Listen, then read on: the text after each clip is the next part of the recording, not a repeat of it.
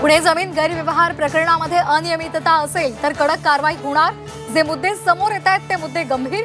Zee 24 तासच्या बातमीनंतर मुख्यमंत्री देवेंद्र फडणवीसांकडून चौकशीचे आदेश।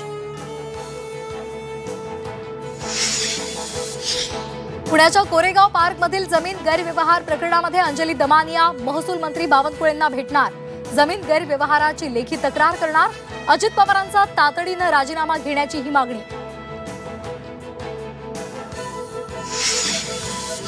झी 24 तासच्या बातमीनंतर 40 एकर जागेचे वारस पोहोचले जागेवर। जागेच्या वारसांना पोलिसांनी अडवलं। पोलीस आणि जागेच्या वारसांमध्ये बाचाबाची।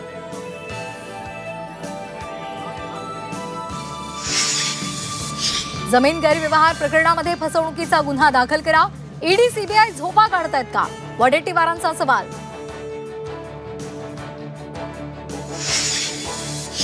पुण्यातील जमीन प्रकरणामध्ये सरकारी अधिकारी अडचणीमध्ये। तलाठी, तहसीलदार, प्रांत अधिकारी अडकण्याची शक्यता।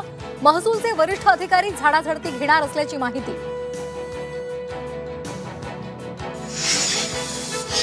स्टॅम्प ड्युटी माफी संदर्भात सरकारमध्ये टोलवाटोलवी।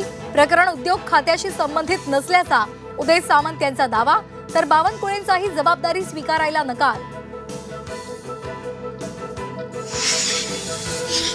पार्थ पवार कधीच चुकीची गोष्ट करू शकत नाही। जमीन गैरव्यवहार प्रकरणामध्ये सुप्रिया सुळेंची प्रतिक्रिया। प्रकरणाची माहिती घेऊन सविस्तर बोलणार असल्याची माहिती।